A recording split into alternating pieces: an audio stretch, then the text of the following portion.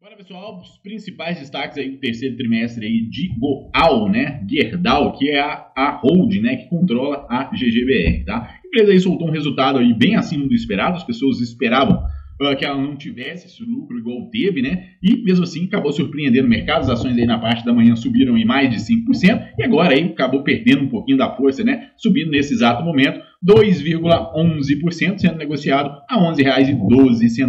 Quando a gente volta aqui para o resumo que a gente fez, a gente tem aqui como destaque, né, vendas aí no trimestre de 2 bilhões e 800 milhões de toneladas, né? Mesmo assim passando aí por um processo de a gente está vendo uma atividade econômica menor, tanto no Brasil quanto nos Estados Unidos, né, que são os dois carros fortes hoje da companhia, onde ela vende mais o seu material.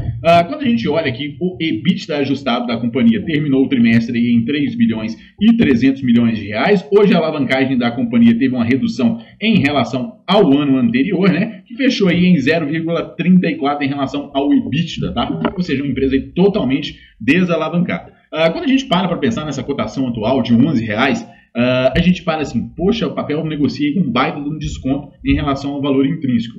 Geralmente, essas empresas muito cíclicas, muitas das vezes elas vão negociar aí com esse desconto grande, tá? Mas muitas das vezes, quando ela começa a dar lucro, ela muito provavelmente a longo prazo ela tende a acompanhar o seu valor patrimonial, tá? Lembrando que isso aqui jamais deve ser aí uma recomendação nem de compra nem de venda. Hoje não é uma empresa ali que está jogada na bacia das almas, mas é uma empresa sim a se considerar aí um investimento na companhia, né? Dando-se quando a gente compara, né, os números do passado da companhia, a gente vê que ela passou aí por um processo de desalavancagem, né? A empresa ressurgiu das cinzas e quem comprou lá em 2015, 2016, hoje está colhendo aí ótimos lucros e ótimos frutos. A empresa teve aí, né, um fluxo de caixa livre no terceiro trimestre de 2023, 2 bilhões e 200 milhões de reais, né? O que foram feitos aí com esse baita desse caixa, né, que acabou sobrando aí 2 bi 246 milhões, né?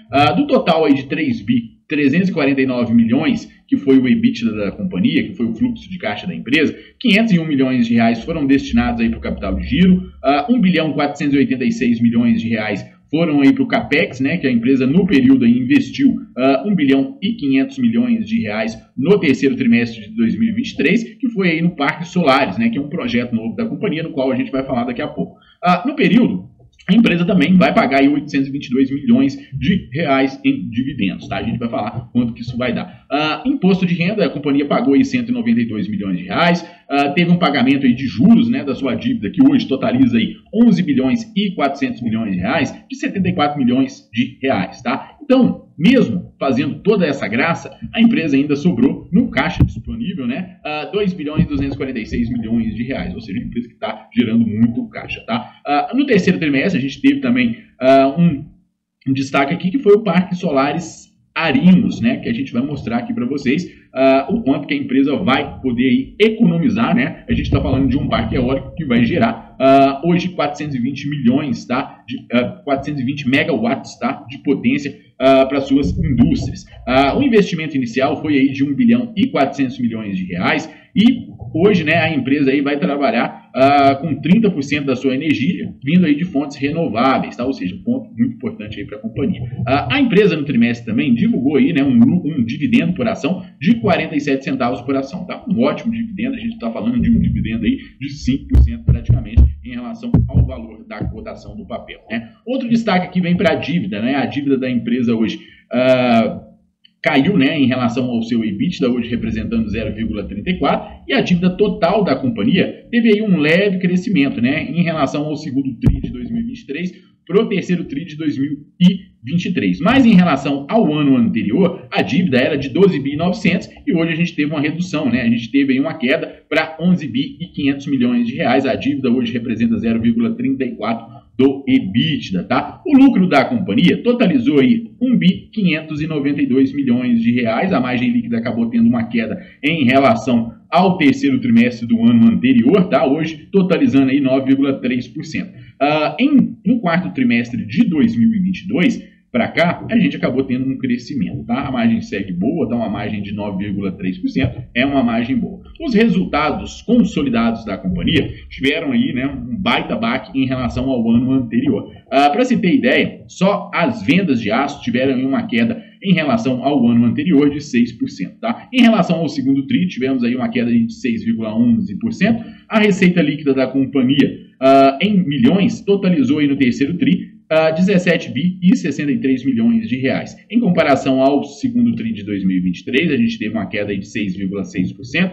Em relação ao trimestre do ano anterior, a queda aí foi bem forte, né? Foi de 19,3%, tá? O EBITDA ajustado da companhia totalizou 3 bi 349 milhões, tivemos uma queda aí de 11% em relação ao segundo TRI. Já em relação ao terceiro TRI de 2022, a queda foi de 37,6%, uma baita de uma queda, tá?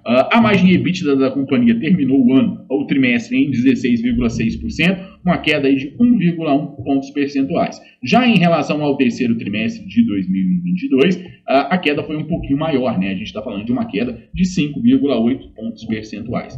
O lucro líquido da companhia, né, teve uma queda também em relação ao segundo TRI de 2023 de 25%. Já em relação ao terceiro TRI de 2022, a queda foi de 47%. Né? O lucro saiu aí de 3 bi e 22 milhões para um lucro atual aí de 1 bi 592 milhões de reais. A margem líquida totalizou em 9,3%, a gente já falou. Em relação ao trimestre anterior, tivemos uma queda aí de 5 pontos percentuais. Tá? A dívida bruta da companhia teve um leve crescimento em relação ao segundo trimestre de 2023, mas quando a gente compara com o terceiro trimestre de 2022, a gente teve uma queda aí de 10,7%. Tá? A dívida a gente já falou também, que a gente teve uma leve queda de 0,03 vezes, e em relação ao trimestre anterior, a gente teve aí, né, uma leve alta aí de 0,18. O investimento da companhia teve um crescimento aí de 20% aí em relação ao segundo trimestre de 2023. Em relação ao terceiro TRI, né, de 2022, a gente teve uma alta de 40%. Tá? O fluxo de caixa aumentou, né, consideravelmente em relação ao segundo TRI de 2023, a gente está falando de uma alta de 86%, mas em relação aqui ao mesmo período do ano anterior, tivemos uma queda aí de 27% aí no fluxo de caixa. Tá? Pessoal, eu vou ficando por aqui, depois vocês colocam aí nos comentários o que vocês acham da companhia. Tá? Para mim, é uma empresa muito interessante.